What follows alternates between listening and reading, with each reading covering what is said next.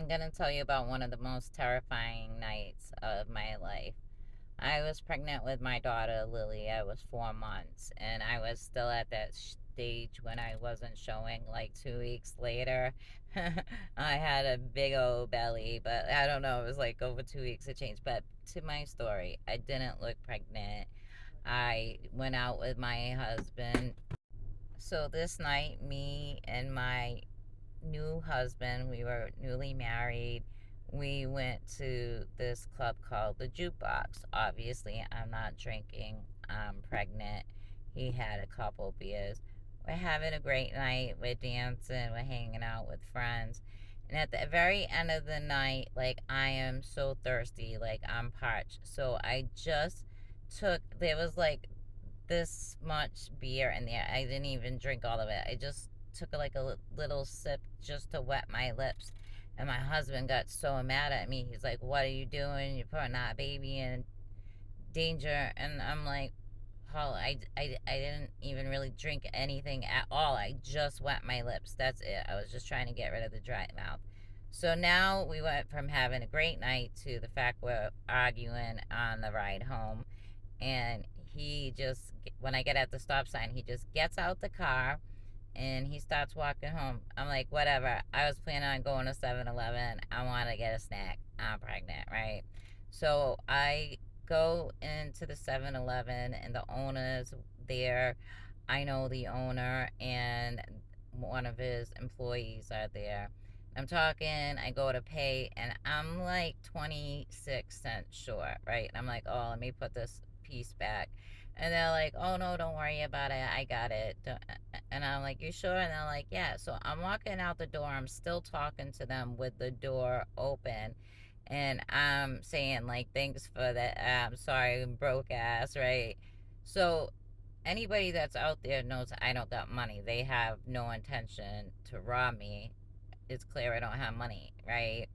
So where my car was parked was on the other side of the building. And after this day happened, they put a giant light there and cameras. But anyways, I'm walking to my car that's parked in like this dark spot, and there's like on the side of the building there is like the vacuum for your car, and there's a garbage. And there was a man where he was hiding crouched down between the two things. And as I got close to my car, he just popped out, and out of his hoodie, like out of the arm of his hoodie, he pulls out a machete, right? And in this moment, I am so scared because it's like, and he tells me to get in the car, right? But I'm thinking, like, do I try to run in the car? Do I try to run in the opposite direction? But I don't really feel like I have time for any of this because he's so close to me and he's got this giant machete that, like, the slightest movement, whatever, right? So all I can do in this moment is pray to God. I mean, this is like instant over seconds, right? Like, I pray to God, like, God, please help me, you know? And next thing you know, the owner comes out from the store and he chases this guy off. And he looks at me and he said, Lori, I heard a voice in my head tell me to come check on you. He's like, so he's like, I felt compelled, like, I have to listen to this. And I went out there and I couldn't believe, and like we called the police and everything. They couldn't find the guy, but there was a cemetery right near there. And I, like, your head goes to the worst type of things that he was planning on doing in a place, probably in that place. And when I went home, I told my husband, I was like, I almost died.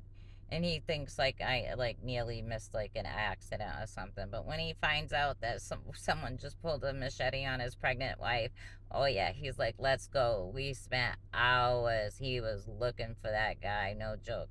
So yeah, he was mad at me, but he got real protective real quick. But that was divine timing. You see that? Like, I prayed and God protected me. He sent that man to come check on me. He saved my life that day, and he saved my baby's life too. I mean, maybe that guy was just gonna hurt me, but I think he had very, very bad intentions. But this is just part of my series of just telling you guys the truth, my real stories from my real life, and things that shape me, form me, and maybe some of these things can help you. You can relate to them.